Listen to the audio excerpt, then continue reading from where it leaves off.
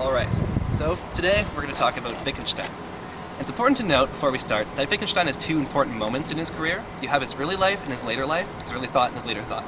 So for his early thought, it's a Tractatus Logico-Philosophicus, and for his later thought, it's the Philosophical Investigations. The two can't be really reconciled because he himself repudiates a lot of the old notions he had in the Tractatus, actually. So I won't try to reconcile the two, but I'll give you two kind of outlines of both these different moments. Okay, so the Tractatus. His aim in the Tractatus is to found language upon rational principles.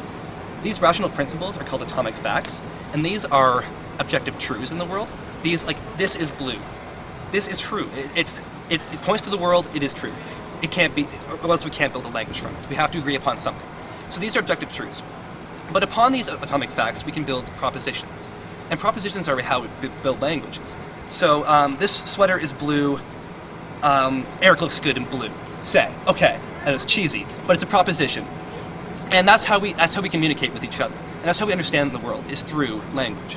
But propositions are only meaningful if they're logically sound upon the atomic facts and they point meaningfully to the world itself. So I might not look good in blue. You may think this, therefore it's not meaningful, but it is logically sound. But, okay, so we understand the world through language, so the limits of my world are understood through my language, my conception of language. So our world may be differing in different sizes upon how well we understand languages. So I may understand more language than Aaron does, so my world might be bigger, or it might be smaller, or just have a different shape than his. So we all live in different subjective worlds called microcosms.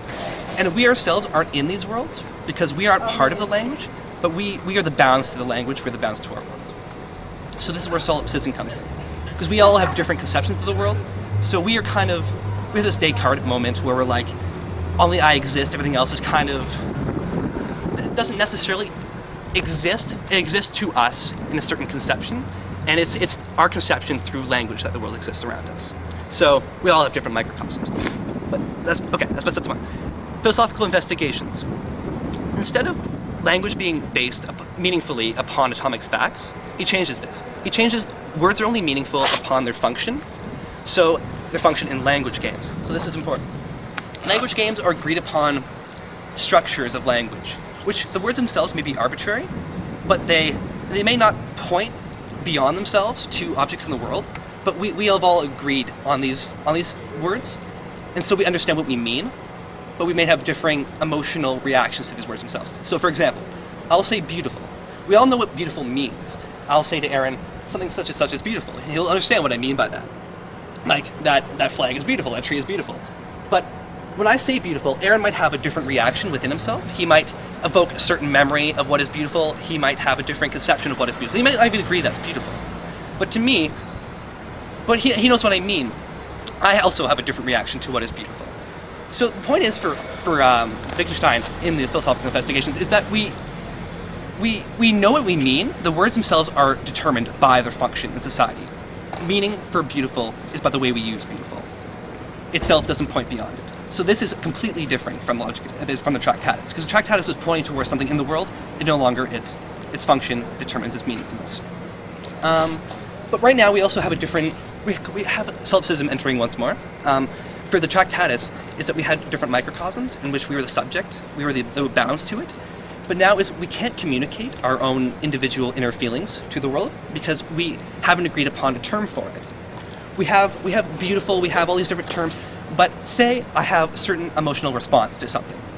I have a certain inner feeling, and I label this inner feeling C. If I say to Aaron, C, he might not have a reaction. He won't know what I mean by C itself. He won't understand what I'm trying to get across by saying C. He won't see this inner feeling of mine. So we have these inner feelings which are locked within ourselves, and this is called private language. Private language we can't communicate to others because it isn't agreed upon within society itself. Society hasn't cultivated these ideas of these individual emotions. So it's this is like the Beetle box, which is also this will outline the function of words. I have a box and it's a beetle. Itself, when I say to Aaron, "What's in your box?" He'll say a beetle. I'll have a beetle, but our beetles might not be the same because it doesn't even matter if there's a beetle even in the box. But he'll know what I mean when I say beetle. this is like beautiful, this is like happiness, this is like all these different notions. And, okay, 1 minute.